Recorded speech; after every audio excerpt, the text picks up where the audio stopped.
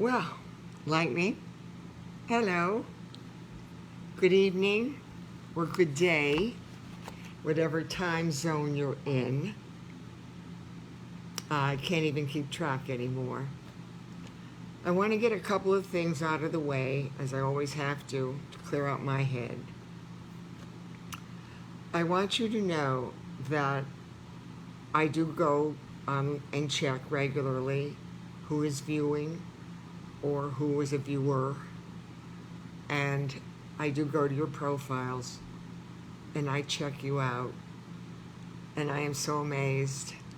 You keep coming, and I know you're sharing, and you keep coming from all over the country and all over the world, and it's my story that's touching you, and the fact that this woman is reading her book.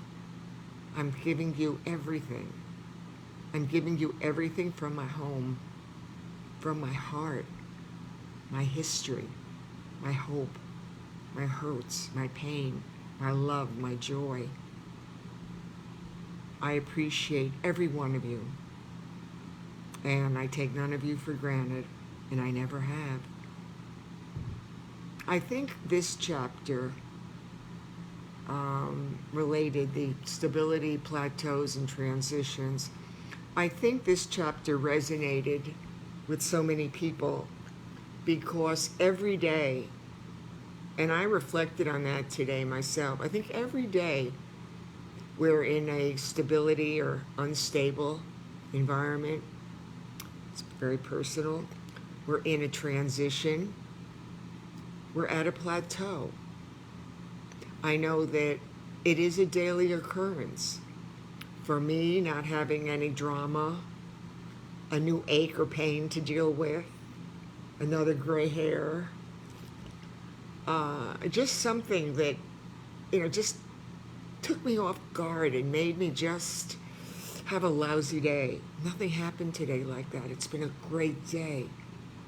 That's stability for me. My tooth is healing. Got some new friends I may never meet. But it's been a good day. Transition. I'm transitioning certainly from someone who was extremely visible, writing and speaking, and to where God one day said, read your book. And I said, yeah, can I have a little more information? And it took me a while to understand what he meant. But he literally said, I want you to start reading your book. He wasn't specific about the time. But little by little, I reflected on it. And 5:30 worked for me. And plus, you can go on as much as you want, anytime you want, because it's on Facebook. Unless they go under, or I go under, you can go on. And also, he said, keep it around 20 minutes to half an hour. God's very specific when he wants to be, and he's been very specific with me. The other thing I know is that I really never did appreciate how blessed I am. And I start getting very teary-eyed when I think about it, is because I didn't appreciate a lot of the times in my life. And perhaps that's why I was so unhappy and frustrated. Or maybe that was the writer in me. Because writers, we are nuts. Don't ever mess around with a writer, because we really can change everything. We're that on a camera. But I do know that I might have enjoyed a lot of my life. Enjoyed it to the max. But I didn't appreciate it. It's like I could enjoy a pizza, but unless I was starving, I might not appreciate it. That's been a lot of my life. I didn't appreciate it. Maybe now, reading it and reflecting back on it and just talking into a phone, telling you about a woman who loved and lost and keeps going, 30 years later, I haven't stopped. And maybe I'm appreciating this now because I'm getting older. And, that's climbing up the mountain. I'm kind of sliding down it. So I just want to again say thank you. I'm going to continue with chapter 12. We'll finish it up. It's the one that I think was the most powerful so far. You can get all the information. I said my website lady, Nikki Garcia, is wonderful. She'll be eventually uploading it all to my books page. And also, if anybody in Boca or Delray knows how to do a podcast, man, I'd love to do a podcast. This taught me that I can do it. I could talk about anything. And I'm an issue person. I don't do science fiction. I don't do murder mysteries. I'm not into that. I'm an issue person. I want you to feel. I want you to cry. I want you to laugh. I want you to love. I want you to feel every emotion and be touched by everything God gave you. That's who I am. I'm an issue person. So I'm going to give you some more issues. After chapter 12, chapter 13 is going to be who will care for me, or who will take care of me. It might get rough for some of you, because who will take care of me? When someone you love, you know that the prognosis isn't good, or even short term, if somebody passes away, that's going to be an issue, is that your children may not be able to, you may not have kids. I don't have any family. Jeff was an only child. So when he took ill, even though we had his parents then, but I think a big issue becomes who will take care of me as you get older. You start thinking about that. And friends are great, but friends have their lives. Family moves away and has their own lives. And eventually you have to say, who will take care of me? I will. God will. And he'll always bring me someone. But when I was writing my book and having to transpose all these journals years later, this is where we're going to be going, into a lot of really deep stuff. And some of you might not be able to handle it. I think everybody should tell a friend, 10 friends or 100 friends to stay tuned, because you may need it. And I've always said that I'm giving you some valuable information that I never had, but I'm sharing with you. So the chapter is where I said I left off. So I just want to again say thank you, and I appreciate all of you. These chapters are long, some of them too. I'm going to start here with this one, and this last paragraph here. And I'm picking up where, again, these overlap. I always give you a little bit from the day before. So, what I did this morning, forgive me. What I did this morning, it took me 2 hours, but I backtracked. And I gave you all the dates, the 30, 29, 28, 27, though I threw the April calendar away. I went through them all. I started on April 2nd with the back of with the back jacket. So I went back. I got you everything, the dates, the 16th, the 15th, the 14th, the Friday, the Thursday. I backed everything up. So if you did go through all of the month, you can start at chapter, the back of the jacket, preface, chapter 1. It's all in sequence now. This has taken me a lot, but I want everything organized and structured for you. So here it is. We worked harder, making endless compromises, emotionally, physically, and mentally, trying to keep our marriage together. We became more flexible as we adjusted to difficult and challenging situations. The same words will come up over and over again. We learned how to manage chaos, understand the difference between sanity and insanity, and recognize that nothing would be normal again, not with a long-term, possibly catastrophic illness. We allowed ourselves to handle the effects of the illness in our own way. We gave ourselves permission to react individually and to make our own choices. We accepted the fact that we coped the best way we could with the skills and techniques we had acquired. And that's what it's about. You just have to cope with it, adjust it, tweak it, and compromise it to make it fit. We achieved this stability because we focused on what was necessary for your recovery, Jeffrey. This balance was continued. This balance was frustrating and difficult to accomplish, but we continued going forward, facing our challenges. One more paragraph, and then we'll get into this. Because of this terrible tragedy, my perception, interpretation, and appreciation of the word stability had changed. Stability now signified a day that was quiet without a medical crisis. I can say hallelujah to that today. It could be a week when you were feeling stronger, tolerating your treatments and medications. Stable could be a month when you were exercising again and regaining your energy and having a quality of life. Stable was a 9-month respite from the pneumonia. Though our progress was slow and rocky, we eventually reached our goal and a plateau. The long transition period during your recovery was worthwhile because it helped to strengthen our relationship. We were overwhelmed and overjoyed with feelings of fulfillment and accomplishment. I've become more aware of the importance of the word stability, transitions, and plateaus. I also understand that the most stressful, this is so important right now, I understand that the most stressful and disruptive times can prove to be the most productive and powerful ones.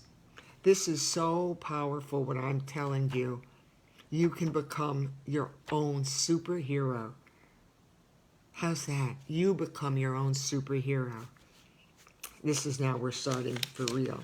Saturday, April 30th, chapter 12. May 1993. A year later almost, you became ill with your second PCP infection. While in the hospital with you, I heard an expression that seemed appropriate for this time. Quote, "Stability is but a fleeting moment, when in fact there is nothing stable at all." End quote. I told you the only thing stable about my life is the instability. We had reached a plateau with the disease during the past year that we had gotten comfortable with. We had adjusted to our situation, but within 24 hours, our world was turned upside down again in turmoil. We were now dealing with an entirely different set of circumstances. We had to regroup and refocus, continuously making new decisions about your condition. We were frightened, not knowing the outcome. There's the fear factor again. Remember the fear factor. Because it took longer for you to recover and your progress was much slower, our adjustments took longer to make, and our frustrations were more excruciating and overwhelming than ever. With this second pneumonia, the duration of time with stability, transitions and plateaus continued to get shorter, become less frequent, more difficult to understand, and much harder to deal with. His second bout with pneumonia was very hard. In 1994, here it is another year, he developed his third and final bout with pneumonia. I remember the morning in May when you gave me a look. This is going to be rough for you. Many of you now are going to cry. I'm already messed up. Because I went all of a sudden from we were stable, we were transitioning where we were okay. The second pneumonia, you never get it back up to the first. It's like these diagnoses. Sometimes, you get it good and then boom, you have a regression. And in 1994, I'm going to finish this one whether I cry or not, you developed your third and final bout with pneumonia. I remember the morning in May when you gave me a look. Your eyes said something I had never seen before. You were losing the long, difficult battle, and you didn't want to fight any longer.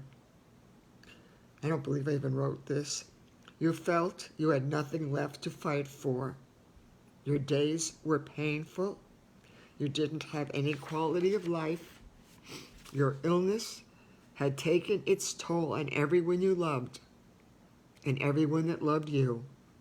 You wanted to end your suffering and make one last decision. You were going to leave your last plateau and make your final transition with hospice help. As your body was letting go and shutting down, hospice was here with us, giving us our stability and balance. They helped you make this transition easier, more humane, and dignified. That's why I wrote my hospice book when I volunteered for them, and I will be reading those stories. They're full of hope and love and faith. Nothing bad about them. Hospice was only good. What is the most difficult thing for me to admit now is that I know there were times when I could have enjoyed myself more and been happier. I was in the middle of my own personal nightmare, and I would not allow myself to wake up. I tried to take charge of everything in my life for so long. I wanted life to be the way I thought it should be. So, my darling, our life was a series of transitions and plateaus, but recognizing, understanding, and accepting them are what's important. I used to think that the only way to reach a plateau was to go uphill. It wasn't until you became ill that I realized some plateaus go downhill also. However, the speed going downhill is much quicker than the pace climbing up. Reaching an uphill plateau took you so long, but you went downhill very quickly. Your first transition felt like it took forever, but your final one was very short. But once I understood what this precious thing called life was really all about, I found stability in the instability. I discovered plateaus everywhere I went and transitions that didn't have to go anywhere. I made a transition into a new way of thinking, bringing a balance and peaceful feeling of hope that I hope will continue. These journals, I'm going to start chapter 13. These journals, when I wrote, I never stopped. I tell you this over and over again.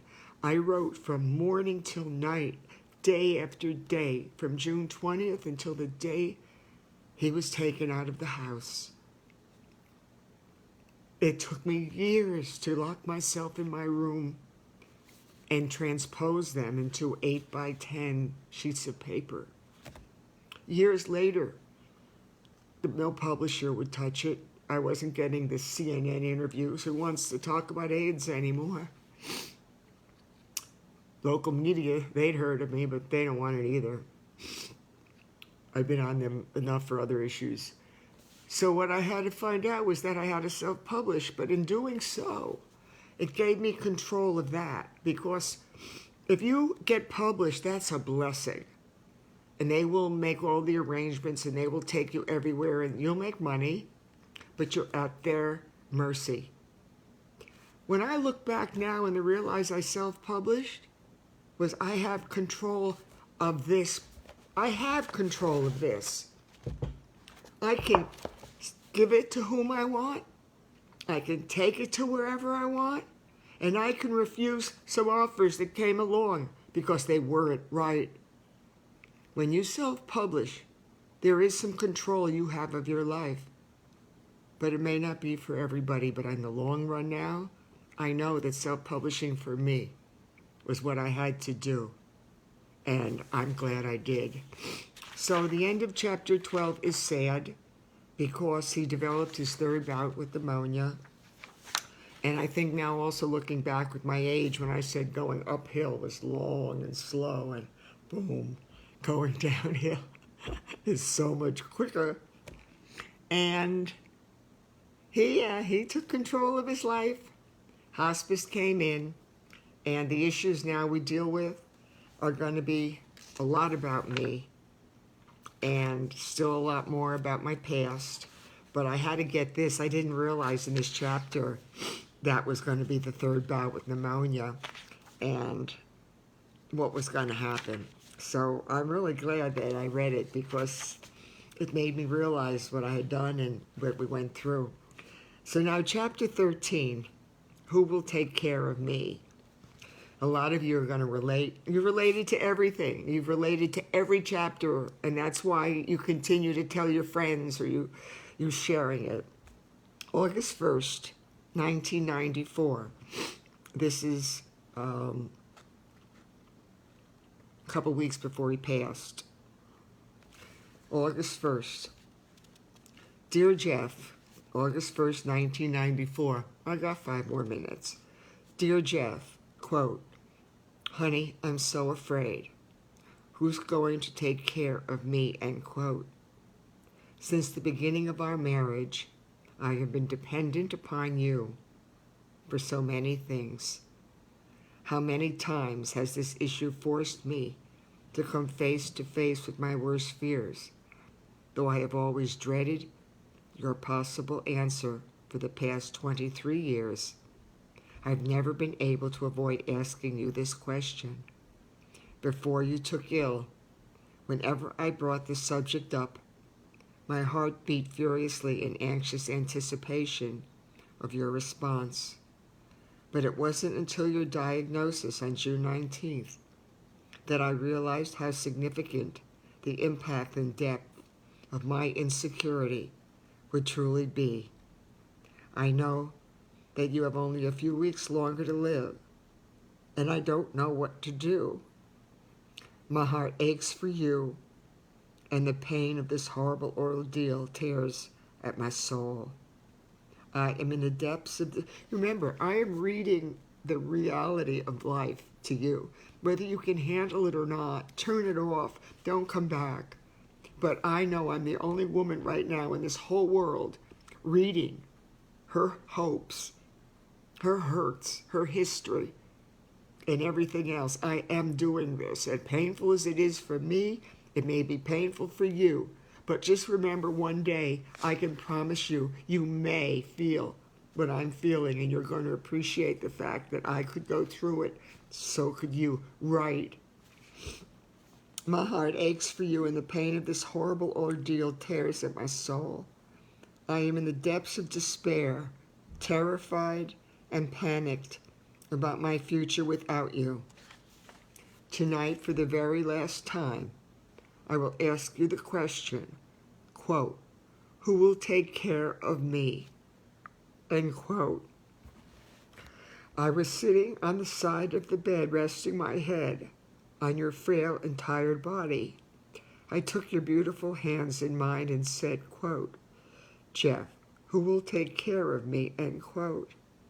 This time you knew from the tone of my voice that I desperately needed your support and reassurance. You could barely speak, and your brown eyes were intensely focused on mine. You took a deep breath and said slowly, quote, B, you'll be fine. You'll take care of yourself. You'll have friends, and you'll live your life the way you always have. You are a strong, confident, beautiful woman who can do anything you set your mind to. I'll always take care of you, and I'll always be with you. It just won't be the way it is now, end quote. Well, if this isn't going to be the love story for the world ever, I don't know what is. I only have a little bit more to go because I'm drained. Can you believe this is the intensity he had. He believed in me so.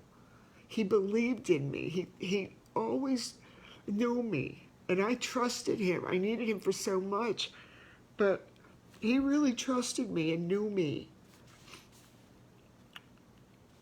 I collapsed emotionally, crying hysterically. I hope you're all crying right now. Good, get it out. I collapsed emotionally, crying, and some of you are saying, I don't need this right now. I'm going through hell on my own. This lady is not what I want. Have a drink, have a smoke. Go get over it. I collapsed emotionally, crying hysterically, out of control, on your chest. I wanted to die along with you. I could not bear to think of my life without you. You held me so close continuing to reassure me that I would be all right. Your belief and faith in me was overwhelming and overpowering. I fell asleep on your body and awoke to the phone announcing that our hospice aide was here for the night. I went into the other room and tried to sleep, but my mind continued to race with unanswerable questions about an uncertain and frightening future. Your words played over and over again in my mind, but your assurances could not lessen my fears. The next sentence: from the time we met in 5th grade, we immediately became best friends. It was easy because our friendship was based on fun, laughter, and great communication. See, I'm going to take you on that roller coaster ride I've been on. That's it for tonight. But that is what I told you from day one. I'm going to have Kleenex with me at all times. I'm slobbering like a fool.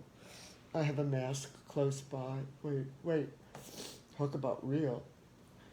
Thank goodness for masks. All right, get it together, Susan. There's people watching. I told you from the beginning that this was not going to be easy. My life was a roller coaster, up and down, all around. There was nothing easy about it.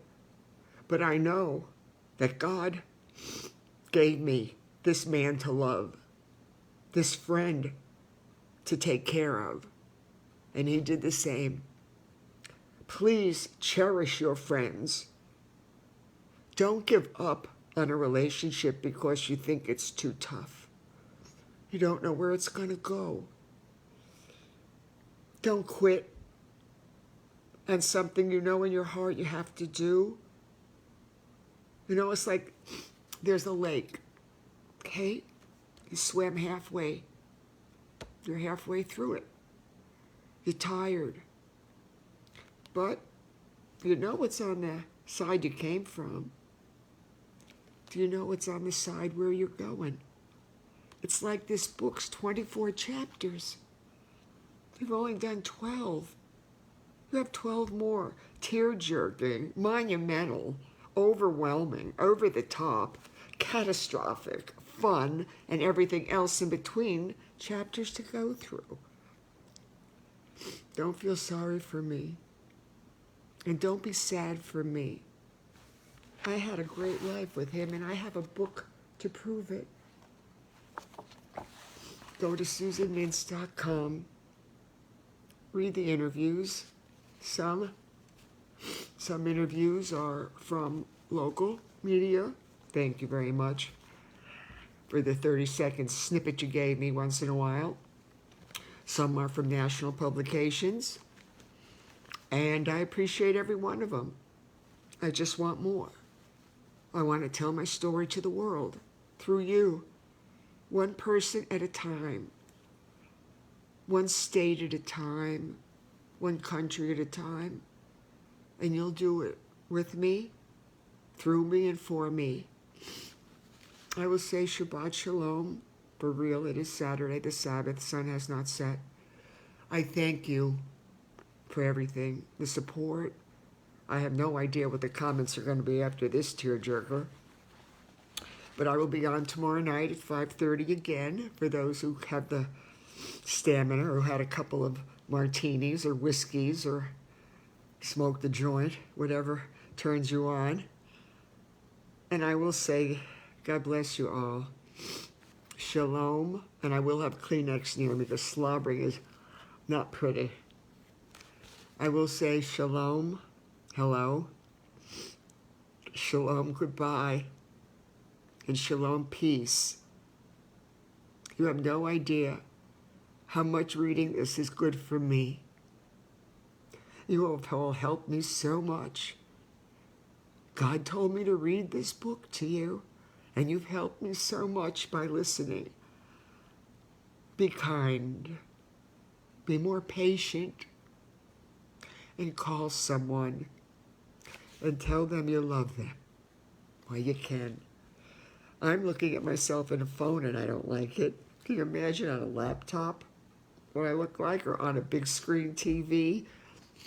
Don't. But this is reality. I'm not giving you fake, no retakes, no redos, no editing. God bless you all. Shalom. I'm going to hit finish now. Bye.